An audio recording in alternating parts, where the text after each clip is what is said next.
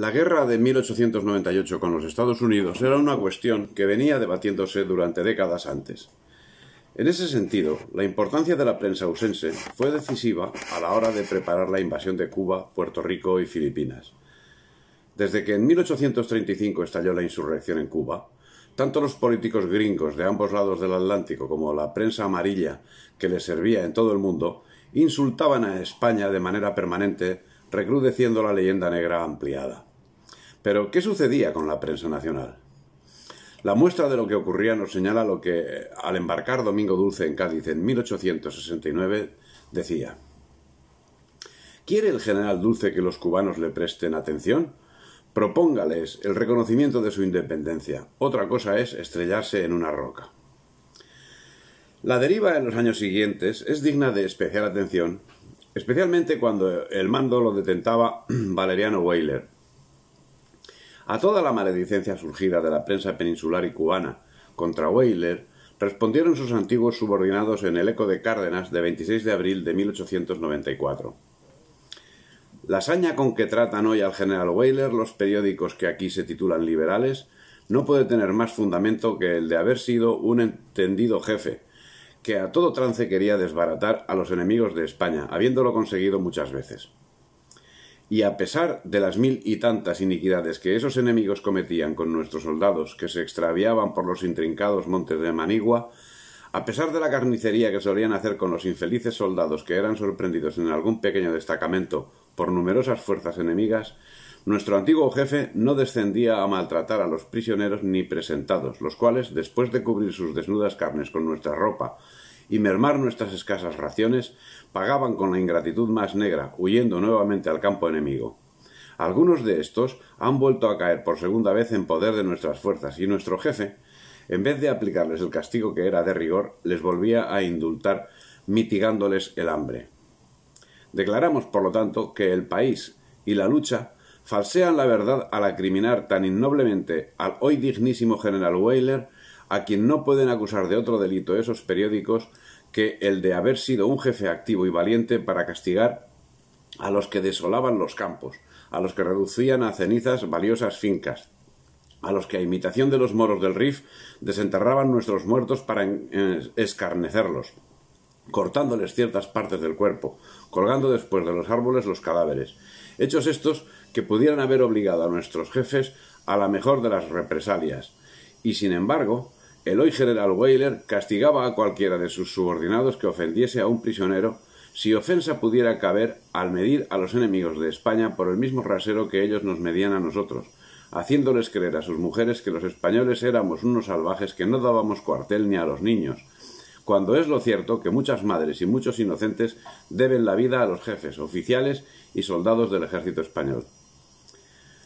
El 25 de febrero de 1895, la prensa peninsular daba noticia de los primeros levantamientos separatistas ocurridos el día 23 y sobre el asunto decía: Cuba no pertenecerá a España más que durante el tiempo que España tenga fuerza para sujetarla, y cuando un padre y un hijo viven de esa suerte, ¿vale la pena de obligarles a que sigan juntos?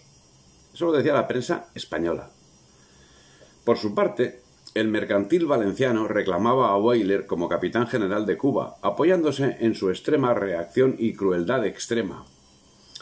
Al respecto, y en concreto a los fusilamientos que en la anterior guerra llevó a efecto en Cuba, al mismo diario escribiría Weyler el 27 de diciembre de 1895.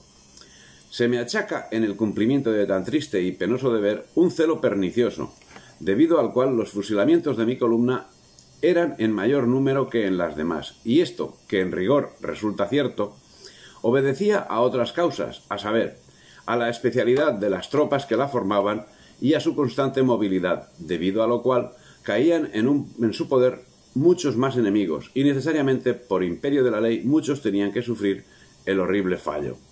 Eso es todo.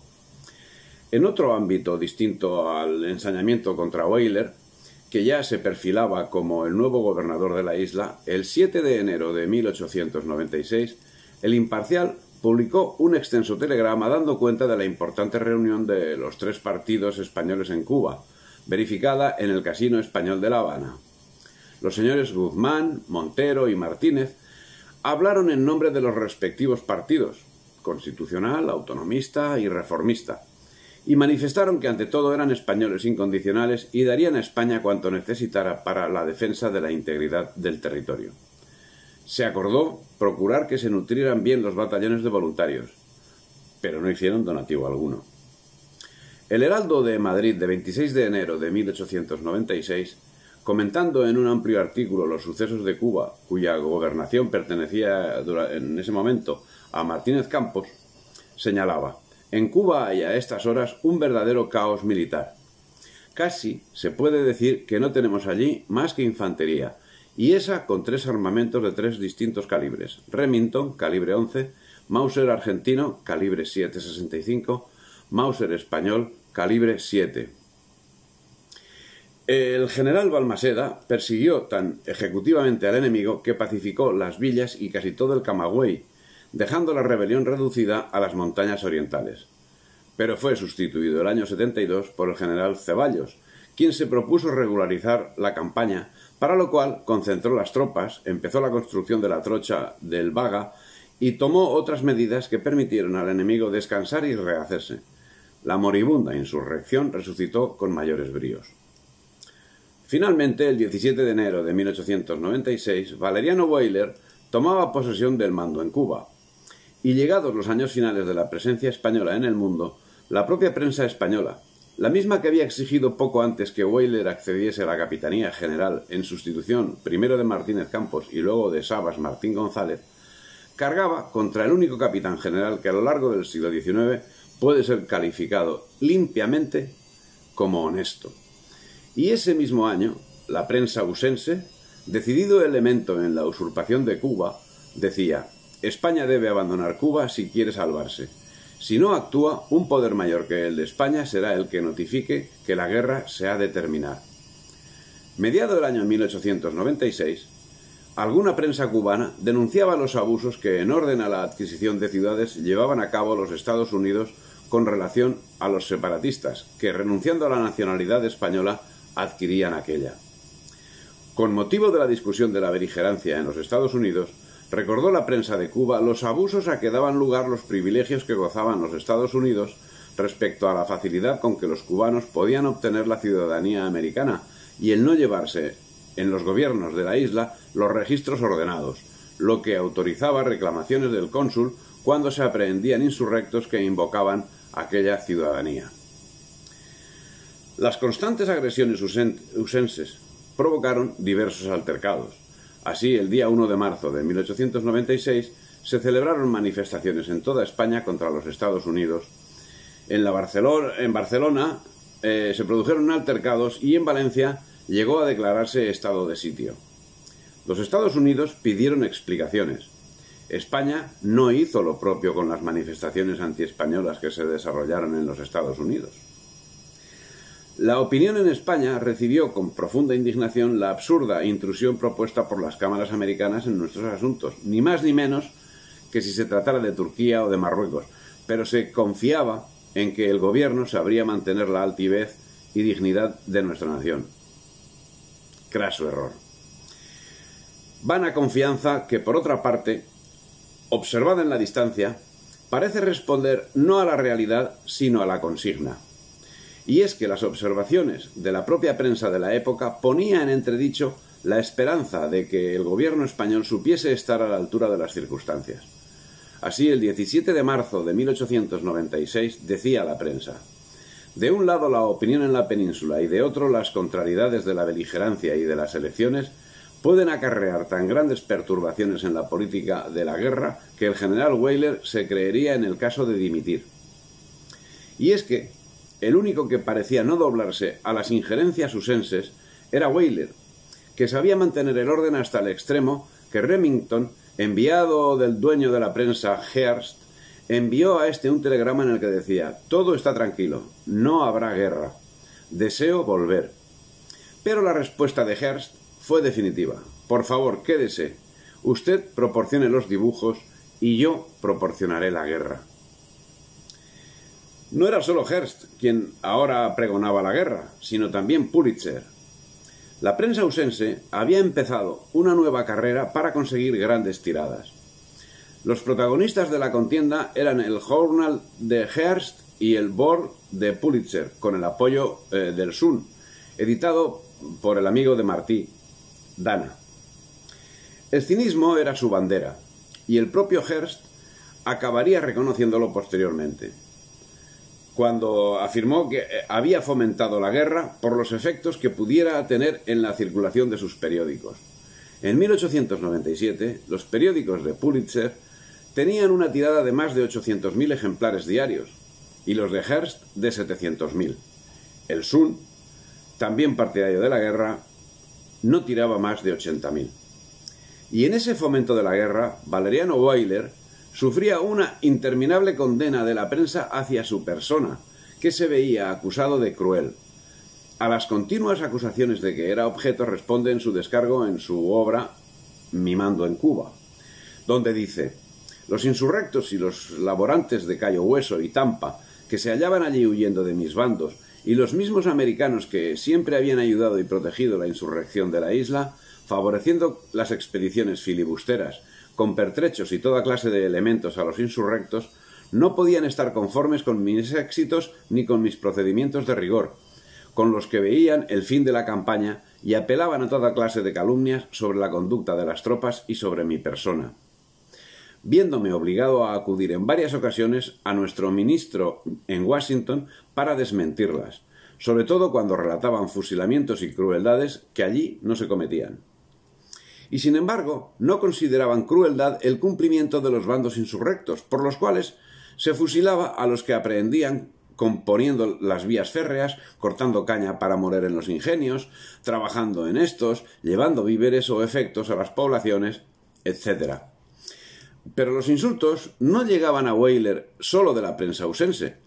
Haciendo caso omiso de los resultados obtenidos por el nuevo gobernador de Cuba, que ciertamente fueron de menor entidad de lo que en principio se esperaba, pero que estaban manifiestamente encaminados a un control total de la situación, Francisco Silvela, en una carta publicada en El Imparcial el 24 de junio de 1896, afirmaba que el ejército, el de Cuba, decía, está dando allí testimonios individuales de heroísmo y de las virtudes más nobles, pero su dirección es por todos extremo, deficiente y desacertada, su movilidad escasa, y que un cambio de jefe favorecería eficazmente una solución honrosa, pues el quebrantamiento de las fuerzas rebeldes parece indudable, y con una activa campaña militar podría lograrse mucho en poco tiempo, y para lo cual la división de mandos sería a todas luces inoportuna.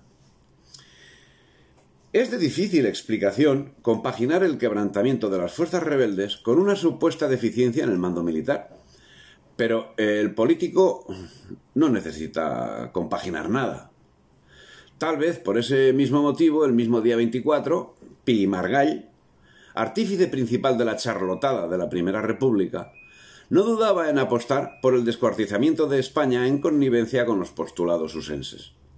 En ese sentido, declaraba la conveniencia de conceder la absoluta independencia a Cuba, mediante una convención en la cual se obligase la nueva república a favorecer a España en sus relaciones comerciales y al pago de la deuda pública contraída por España para saldar el déficit del tesoro de la isla. Afirmaba el señor Pi Margall que en esa transacción nada habría de depresivo para España, y citaba, en apoyo de sus palabras, el hecho de haber reconocido a Inglaterra, tras larga y costosa lucha, la independencia de las colonias que constituyen hoy los Estados Unidos de América, decía. Curioso. El ejemplo, qué cosa más rara, era Inglaterra. El adalid del expolio y del genocidio, que justamente en esos momentos, en esos mismos momentos en los que Pi Margall decía semejante cosa, estaba llevando a cabo en Australia y Nueva Zelanda un genocidio sin nombre. Y los separatistas cubanos, como no podía ser de otro modo, elogiaban los artículos de Castelar, de Pi Margall, de Moret, de Comas, de Valera y principalmente de Castelar. También los separatistas podían aplaudir la acción de la prensa, que se quejaba del trato dado a los insurrectos, pero nada decían del trato recibido por los soldados españoles, al tiempo que los Estados Unidos instaban al gobierno de Madrid para que España se condujese en la guerra con arreglo a los principios consagrados por las naciones civilizadas. Ellos, lo decían eso, ellos, que justo en esos momentos estaban gozando de la aplicación de la ley de Lynch, que se había llevado por delante a unas 5.000 personas, entre las que destacaban los mexicanos que habían quedado bajo su poder tras el expolio de 1848 con el Tratado de Guadalupe Hidalgo. Ellos hablaban de los principios consagrados por las naciones civilizadas. Ellos, que habían reducido a zoológicos a los pocos indios norteamericanos que lograron sobrevivir al genocidio a que fueron sometidos desde el mismo momento en que los ingleses llegaron a esas tierras a principios del siglo XVII. Ellos, que a principios del siglo XVIII cobraban 12 libras por cada cabellera de indio, fuese hombre, mujer o niño. Ellos, que en 1780 habían exterminado a todos los indios de las 13 colonias. Ellos, que tras independizarse de Inglaterra, deportaron, expoliaron y masacraron a tribus enteras, a los Choctaw en 1831, los Creek en el 36, los Cherokees en el 38 y el 39. De unos 150 millones de indios de todo el norte de América que había en el siglo XV, ciertamente parece exagerada la cifra, pero es lo que han dicho, parece muy exagerada, 150 millones. El caso es que de la población que había india en Norteamérica en el siglo XV, solo quedaban unos cuantos centenares como último vestigio de todo un pueblo y raza humana que fue exterminada casi por completo, sin piedad ni compasión. Y así como de los indios de Hispanoamérica quedan todavía una fuerte presencia en numerosos países como México, Perú, Colombia, Bolivia, Guatemala, etc. De los indios de Estados Unidos, en cambio, solo quedan las películas que tan de moda estuvieron en el siglo pasado.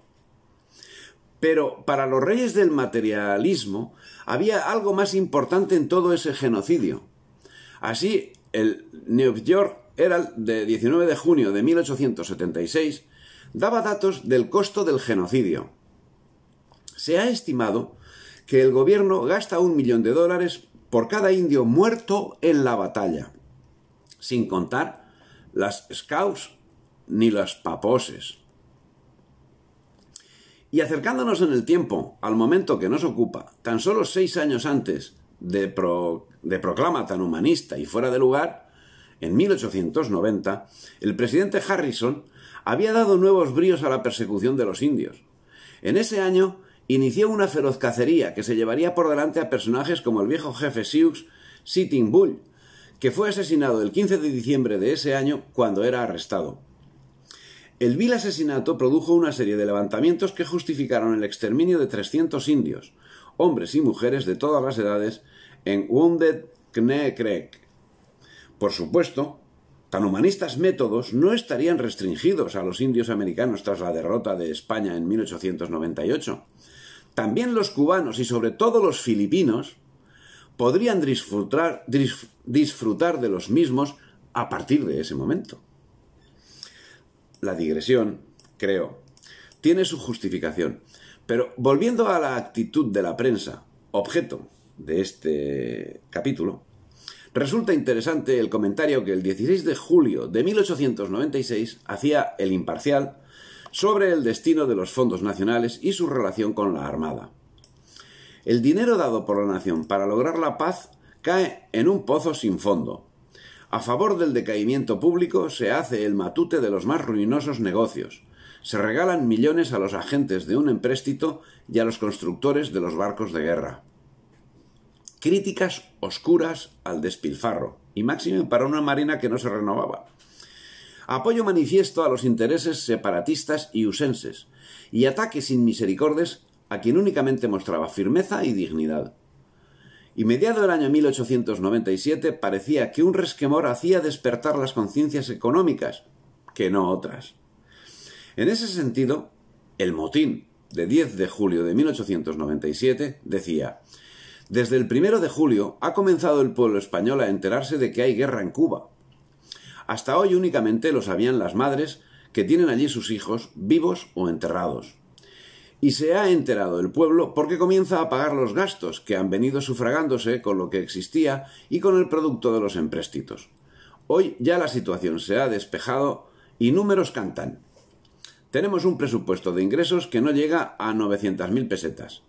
De estos se destinan al pago de los intereses de la deuda y amortización 537.000. El ejército de Cuba nos cuesta al año aproximadamente 280.000. Las clases pasivas 100.000. El clero 42.000. De manera que sin pagar la lista civil, ni el ejército de la península, ni el de Filipinas, ni todas las grandes atenciones que pesan sobre el Estado, nos resulta un déficit de 1 y pico de millones de pesetas. Y yo pregunto, ¿puede la monarquía resolver este problema? No. Pues, so pena de resignarnos a morir por consunción, hay que ver cómo lo resolvemos. No se trata ya de forma de gobierno, de patria, de honor, de vida. Así, la prensa y en concreto el motín servía los mismos intereses que estaban aniquilando literalmente España desde hacía un siglo. Y a nadie se le ocurría señalar que, contra lo afirmado, si se trata de forma de gobierno, de patria, de honor, de vida. Si se trata de forma de gobierno, de patria, de honor, de vida. La misma publicación, en el mismo número, se hacía mención a la permanente desamortización lesiva que desde tiempos de Mendizábal se estaba aplicando a los bienes nacionales. Y decía, desde 1890 a 1896 se han vendido de los particulares contribuyentes 1.891.457 fincas, por los recaudadores del banco 592.571 y por el Estado 1.289.904. Han quedado sin remate, en erial y sin producción 942.561 fincas. Se han dado de baja en las matrículas por no poder pagar los infinitos impuestos que sobre las industrias pesan ni los alquileres 159.642 industriales. Se ha instruido 60.415 expedientes de quiebra por no poder cumplir sus atenciones los interesados. Han emigrado entre artesanos y braceros para la Argelia francesa 64.626 y para América del Sur 1.592.635. Se han cerrado 1.892 fábricas de diferentes productos y artículos.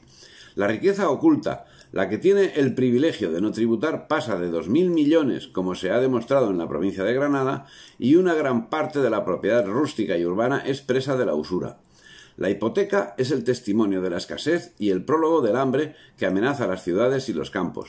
Hay poblaciones donde con buena hipoteca no hallan dinero los particulares ni al 60% anual, porque la propiedad apenas hay quien la cultive si ofrece garantías. La usura resta el sueldo de los empleados y de los militares, lo mismo que saca el jugo de los labradores. Se ha aumentado en miles de millones la deuda nacional y a partir de hoy habrá más catástrofes, más quiebras y más ruinas hasta llegar la bancarrota. Sí, se trata de una publicación incendiaria, sí, pero de una publicación incendiaria de España. Pues esas evidencias, que son evidencias, las exponía no como una crítica de la política eminentemente antinacional, llevada a cabo por las administraciones coloniales. Recordemos que España es colonia británica desde 1808, sino como justificación de la misma, pues a línea seguida marcaba de dónde debía entenderse que venía esa descomposición. Y decía, en cambio, se han levantado a miles los conventos y nos han invadido toda especie de frailes y monjas, aunque esto es natural, la descomposición engendra gusanos.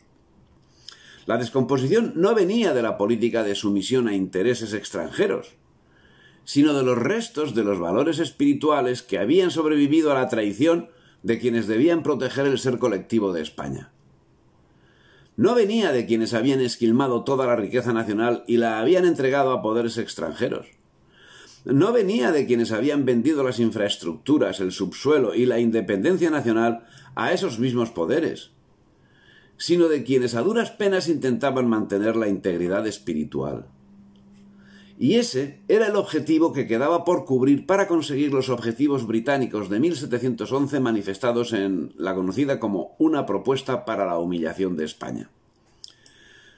Pero la triste realidad es que la actuación de los gobiernos españoles no parece que se dirigiese en otro sentido. Por las referencias que podemos tener de esta época, parece que ese sentimiento estaba bastante generalizado, si bien el temor hacía que la expresión del mismo no se hiciese abiertamente. Se vislumbraba la realidad, a saber, el gobierno estaba buscando la forma de trocear nuevamente España para beneficio de sus enemigos históricos. Era evidente que Cuba, Puerto Rico y Filipinas eran la cuota que debía pagar España en esos momentos. Luego llegarían otros. ¿O llegarán? ¿Cataluña? ¿Vascongadas? ¿La desintegración total de la España europea? Eso llegará. Ahora, de momento, no tocaba. Se vislumbraba la realidad, y era el mismo sistema el que tomaba cartas en el asunto para tranquilizar las mentes, asegurando que tal extremo era una falacia. Así, en los primeros días de agosto de 1897, se hacía pública una información relativa a la actuación del gobierno español, cuya evidencia era ridiculizada por los asalariados del sistema. El periódico New York Herald añadió más confusión al insertar una entrevista celebrada con el senador Morgan con motivo de las declaraciones supuestamente hechas por un diplomático español de Londres. Dicha entrevista es un tejido de disparates, como ha demostrado la especie de que España desee la guerra con Estados Unidos para desprenderse dignamente de la isla de Cuba. Decían. No se hacía referencia a qué diplomático había filtrado esa información, quitando así verosimilitud al asunto. Pero serían los hechos los encargados de dar esa verosimilitud. La constatación de la traición de la monarquía y del gobierno españoles, sin embargo, no representó un alzamiento contra la monarquía y el gobierno colonial, sino tan solo algún amago sin consecuencias. Para contrarrestar esos amagos, la prensa democrática jugaba su papel a la perfección. Así, volviendo al motín de 4 de septiembre de 1897, ahí se podía leer: todas las señales lo denuncian. El carlismo trabaja y se agita como nunca. Viajes, reuniones, conferencias, recuentos. Convenimos en que la prensa liberal y democrática no debe hacer nada que sea propaganda inconsciente, pero eficaz, del carlismo. A estas opiniones nuestras responde nuestra conducta desde hace mucho tiempo, pero como lo que ocurre en Valencia, en Cataluña, en Navarra, en Vizcaya y en otras regiones reviste, a juicio de personas serias, imparciales, son democráticas, son imparciales, y poco alarmistas, que lo conocen, extraordinaria gravedad. Creemos muy conveniente, cuando no necesario, dar la voz de alerta